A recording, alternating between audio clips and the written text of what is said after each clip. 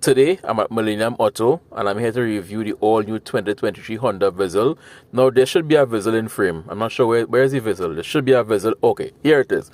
So I'm here to review the all-new 2023 Honda Vezel. As always, I'm going to take you around the vehicle, take you inside the vehicle, take the vehicle for a drive, and give you my thoughts along the way. Starting with the front, as always, we have the LED fog lights at the bottom there. You have a large grille in front.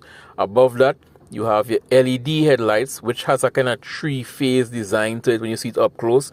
Above that, you have your turn signals, which are integrated into the DRLs. And I must say that this vehicle, in terms of styling alone, is a step up when compared to the generation before it. On the side, you have your turn signal repeater on your side mirror, and you also have an integrated cornering, or some call it the parking mirror, so you can see exactly where your wheels are when you are parking, so you don't have to go and buy that separate. Moving further to the rear of the vehicle, I must say the excellent styling cues continue with this beautiful light assembly. It goes from one corner of the rear to the other corner of the rear, and it looks uninterrupted, but obviously it's not, because the tailgate has to be able to lift up. But it looks really, really nice, and it has some depth to it. It's not like a flat panel. It actually is indented into the rear of the vehicle. I love it. And this LED bar that goes across here, yeah, it looks really, really futuristic. It looks like something you will see on TV on some Tron Legacy movie or something, but it looks nice, especially at night. Now, lifting up the tailgate, and I said lifting up because this particular model does not have the powered liftgate, but that's not a deal breaker. You have more than enough space to put whatever you want in the back here. As a matter of fact, I think one of those mini fridges that has been in the hotels and stuff can fit in the back here comfortably with bags. Now, to the rear of the trunk, you can lift up the flooring, and you have a little space here you can fit something. I'm not sure what you can put there, but it's there. If you have to fit something, you can fit something. And obviously, the rear seats do fold down. Now, you may say to yourself, most vehicles these days, you can't fold down the rear seats. Yes, but this vehicle does it in a clever way. For example, when you are folding down the rear seats in most vehicles, you have to fold down the bottom half, flip that over. Sometimes you may have to push the front seats forward to allow the bottom half of the rear seats to flip over. But in this vehicle, it folds top and bottom as a single unit, allowing it to fold completely flat, uninterrupted. Look at that. And it does this in a clever way, because the bottom seats, the bottom half of the seats are actually on a kind of stilt-like thing. So you have room below there. This is what I call ingenious design. So you can actually fit bags below there. If you really have a lot of bags, you can fit stuff below there, like you do in the plane. So you put your bag below the seats. This is clever. And in designing the seats like this, it allows it to fold down without having to flip up and interrupt anything else. Next, we have the interior of the vehicle. And when it comes to build quality, Honda nailed it. Soft touch materials where it counts, hard materials where your hand's not even supposed to be if you're just using the vehicle as a normal person. And the interior, lots of space. While reviewing this vehicle, I was saying to myself, it feels bigger than the generation before it. In the roof for the headliner, you have these two lights. They look like stars. When you look at it, it's like, wow, two stars in the sky there, but it's actually two dome lights. Not sure why they put it there, but it looks cool when you look at it in person. Moving to the front of the vehicle, you have the seats that are pretty comfortable, just like the rear seats. The front are pretty comfortable.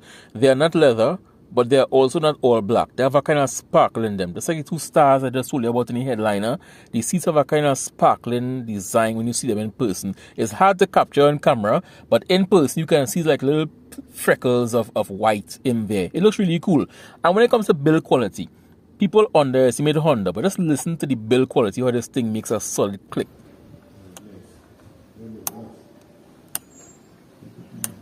Even the instrument cluster has a certain premium look to it, as you can see. Digital to the left, analog to the right. But here what they did, the blacks look black. So I'm assuming that they are using some type of OLED technology or something close to OLED to give you that deep black look. If you know about OLED, you know it's premium stuff. That's where you don't see the difference between the analog section on the right and the digital on the left. It looks like one solid black piece. When it comes to the steering wheel, you have your steering wheel controls and everything feels premium. As you can see, everything is well laid out. It's premium feeling. Nothing is out where it's not supposed to be, except the start-stop button, but more on that later on. Under here, you can see AC controls. It's not dual zone, it's single zone. Here you have your USB on your right hand side for your music and your media. On to the left, you have a charger. Below that, you have your gear selector. And if you pay attention, you would realize that this car only has P, reverse, neutral, drive, and B. And even though the vehicle has paddle shifters behind the steering wheel, there are no Tiptronic modes here. Like most vehicles, they could push to the right and push up and down. It doesn't have it. I'll explain that more in the driving portion. Below that, you have more options here. Start from the top, you have a drive mode select. This is like eco, normal, sport. You have your hill descent. And below that, you have your electronic park and brake and your brake hold. Essentially what brake hold does, if you are in traffic and you release the brake, the car would hold position, it wouldn't roll back and bounce somebody behind you. Very useful thing in this modern age. Just in front of the gear selector, you have this shelf here. This shelf you can put, I'm not sure what you can put here, but it's there just in case you had to use it. And the thing with these little shelves and pockets and stuff, you sometimes question why it's there.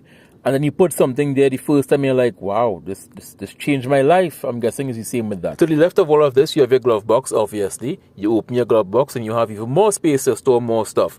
You'll also find a secondary USB port in here. You can plug in a flash drive, plug your phone in, plug anything that has media on it, close your glove box, and you're set. You can just close your glove box and forget it even was in the back there. All the way to the right by the driver's side door, you have even more controls. Starting from the top left, you have your traction control, your parking aids, that's the beep, beep, beep, beep, beep. You can turn it on or off.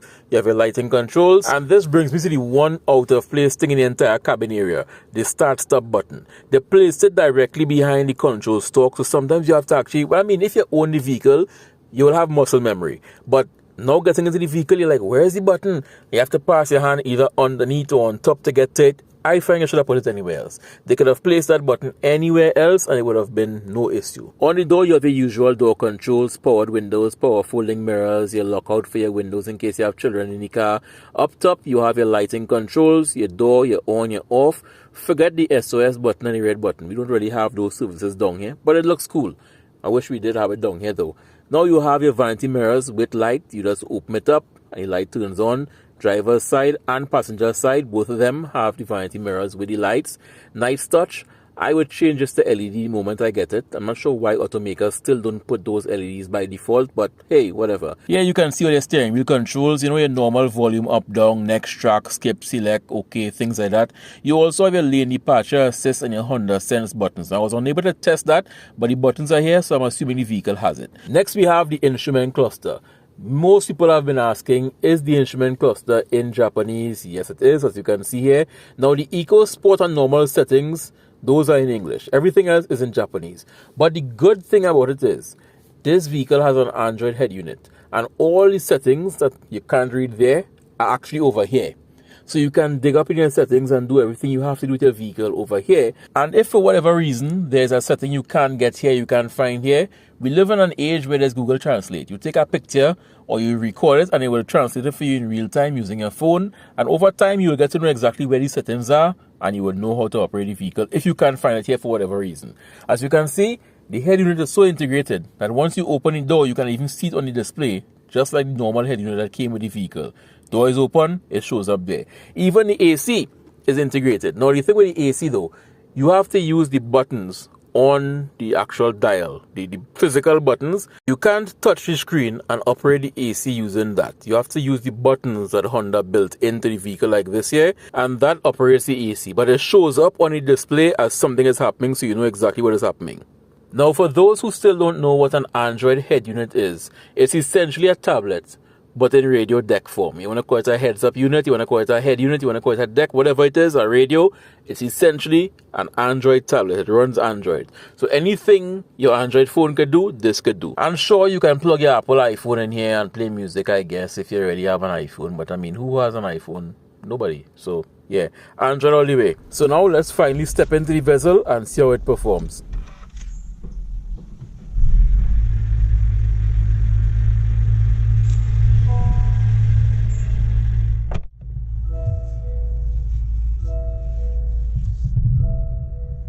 The first time I started the Vezel, I had to ask for confirmation on whether or not it was on or not, because it started up in EV mode.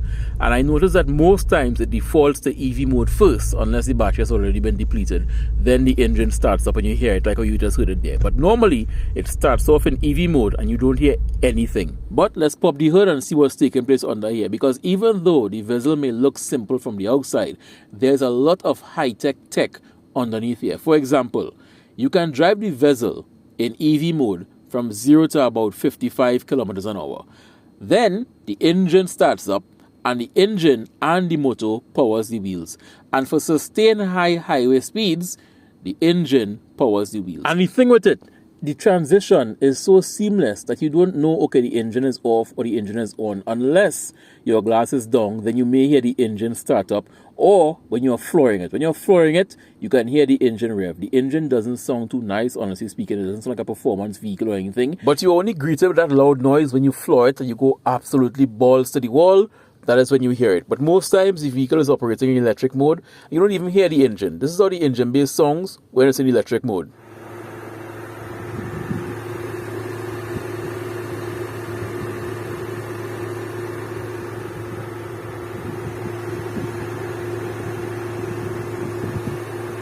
As you can hear, the only things you are hearing there are the two fans up front. When the engine is on, however, this is what it sounds like.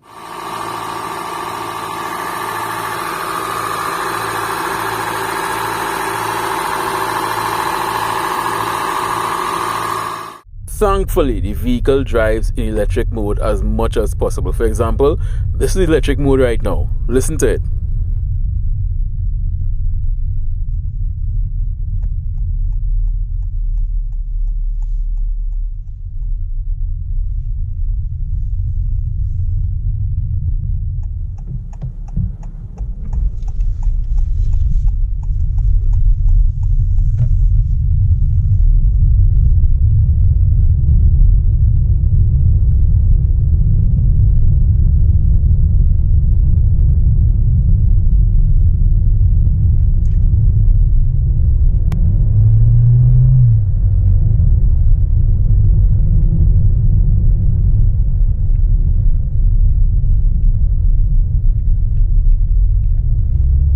As you heard, the cabin is whisper quiet. The only thing you are hearing there, the AC and the road noise from the tires. Other than that, whisper quiet. The only time you hear the engine is when you floor it for that extra power.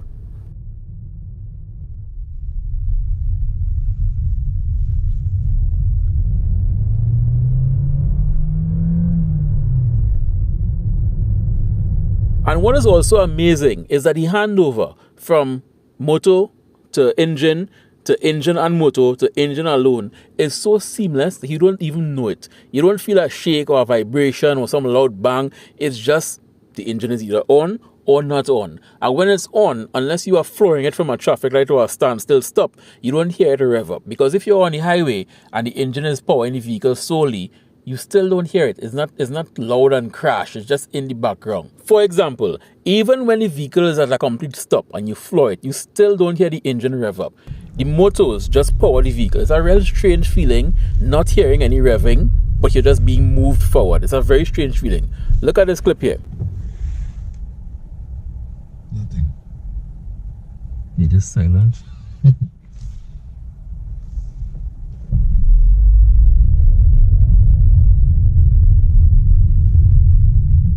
The acceleration is just there, it's just instant. Now, one more thing I'd like to touch on. I mentioned earlier on that it has paddle shifters, but there's no Tiptronic mode, and that's because it doesn't have a conventional transmission. What this vehicle does, when you hit the paddle shifters up or down, it adjusts the regenerative braking. It uses the forward momentum of the car, the rotation of the wheels, to put energy back into the battery. So when it's at its max and you lift off the throttle, you can actually feel like the vehicle is being held back by its brakes, but it's not really the brakes, it's just the regenerative braking feature active. It has 3 levels. The lowest, obviously, you'll get minimal regenerative braking. I would suggest to leave it on 3 because it don't really feel that much of a holdback, but you can feel it if you are paying attention. Honestly, I don't know why they had to incorporate that into paddle shifters. Just leave the paddle shifters out and give us a button. But I am assuming maybe there's a non-hybrid version to this vehicle, and it was cheaper to just take the paddle shifters from that and incorporate it into this than to redesign the entire steering column. So that's why this has paddle shifters, even though you don't really have a transmission to shift gears in. My thoughts, having driven the Honda Vezel, is that it's a well-built, solid vehicle with a lot of tech to help you save on fuel. And once you drive this vehicle sensibly, you can save a lot of money on fuel. Styling wise, no matter what color you get, it's a nice vehicle to look at. It has an aggressive front, especially with those DRLs and them just on looking at you like eyes. It's a well-built vehicle on the interior side as well. You drive it, you don't hear any creaks and rattles, the dashboard doesn't shake, nothing of the sort. It also has some bits that makes life a lot easier. For example, how the rear seats fold down as a single unit versus having to fold them down in two separate halves. So yes, it's a well-built vehicle. I would recommend the Honda Vezel to anyone. If I had to nitpick and point out some things that I would have done differently, I would have definitely put the start-stop button in a different location. It's just inconvenient if you ask me. I would have also put rear AC vents and a charger for people at the back. I'm sure somewhere out there's a version with it, but we don't have it down here. But aside from those two nitpicks, I love the Honda Vezel.